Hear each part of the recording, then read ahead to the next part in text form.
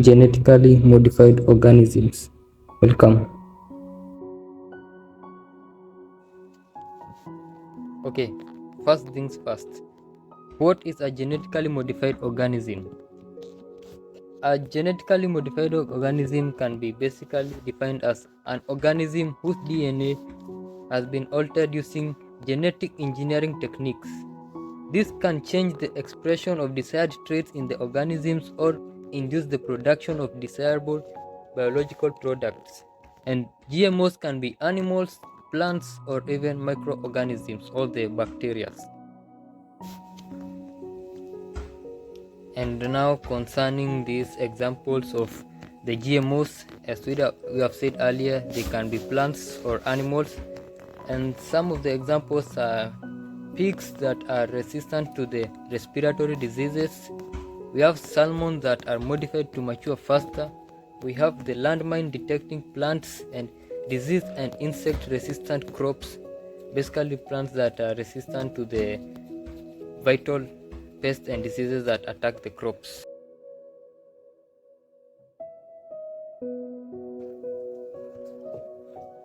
So these genetically modified organisms also have their own advantages and disadvantages. So as we look to some of the advantages, they include the first one and the obvious one is that they increase crop yields and increase food production. This is because this is their main aim of being genetically modified, to increase the modification and to increase the yield and the produce per crop and per piece of land. The second advantages is that they reduce the need for pesticides and other resources.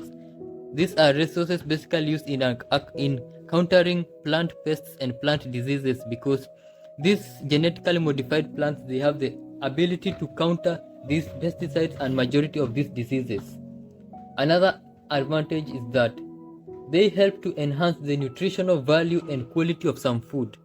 This basically means that they will help to increase the nutritional value and valueness of these different crops, the nutritional value in the human body, because when they are genetically modified, they are changed and equipped with this ability to increase the nutritional value. Another advantages of genetically modified crops is that they can provide sources of medicine or vaccines for various illnesses. I think that should be self-explanatory. And another advantage is that many of these organisms, especially plants, take a much shorter time to mature compared to the indigenous plants, which makes them useful. And this in general will help farmers realize more profits, and they get profits over a much shorter period of time. And to continue the presentation, as for the disadvantages of the genetically modified organism, they increase the risk of allergic reactions or toxicity in humans, basically because by being genetically modified, their genes are changed with artificial technology, and some of the incorporated methods can be harmful to the human body. Another disadvantage is that they pose ethical or environmental concerns, basically because some of the procedures done, like let's say cloning, they against the society norms of some communities, and people of these communities may view them as ethically wrong. There are another disadvantages, especially in the agricultural industry, is that they can create super weeds or pests that are resistant to herbicides and pesticides, because when the crops are genetically modified, the pests will also look for means to counter the new crops, and they counter the new methods used to counter the pests.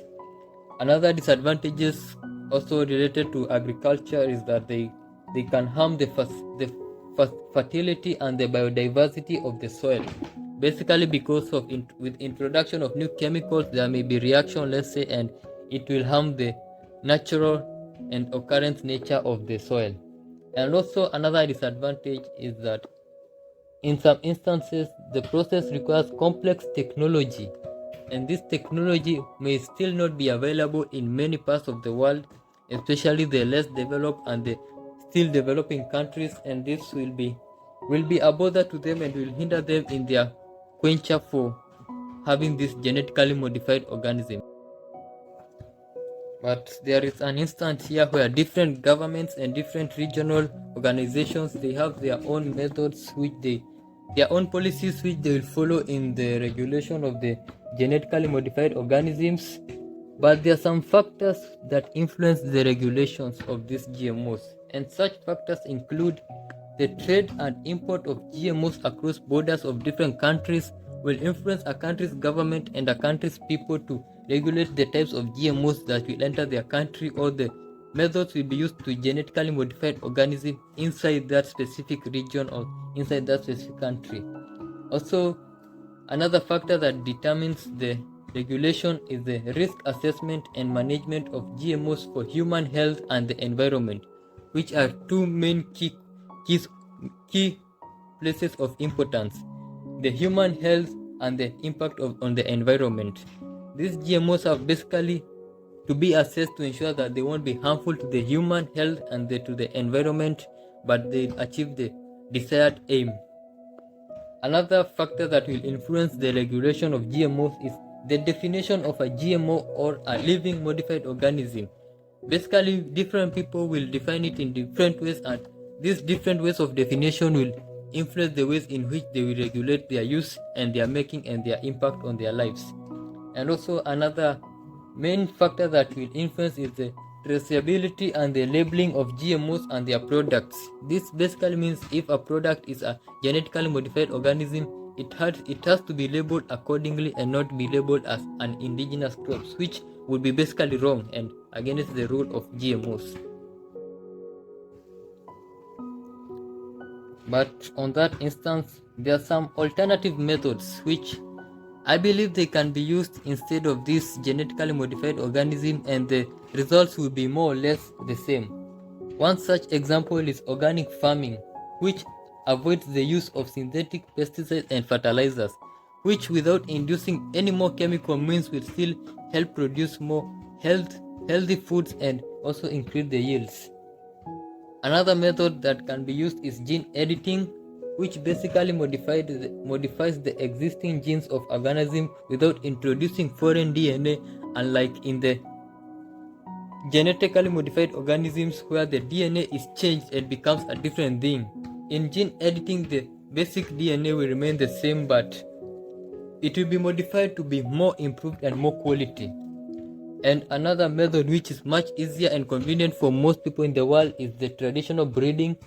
This basically selects and crosses plants or animals with desirable traits without introducing any chemical or any artificial technological means, and the results are more or less the same as what is being aimed through the process of genetically modifying organisms using those artificial chemicals and artificial technological methods. Thank you. And here there's a point which calls itself as the future of GMOs. And as I would say, the future of GMOs is not certain and depends on many factors. Such factors will include the development of new technologies and applications for genetic engineering, which will be of great influence to the art of genetically modified organisms.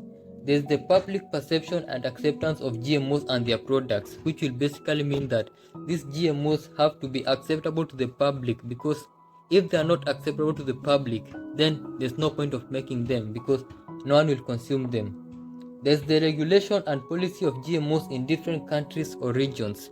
As we have discussed, different governments will have different ways in which they'll follow to determine the factors to regulate the use of GMOs in their regions and in their areas of authority. And we also have the environmental and social impacts of GMOs on the biodiversity, the food security, and the human health. This basically means that these GMOs have to make a positive impact and improve on the human health, the food security situation of the world, and also on the biodiversity. They should improve it but not make it worse, which if it makes it worse, it means they are not achieving their aim for which they were being made.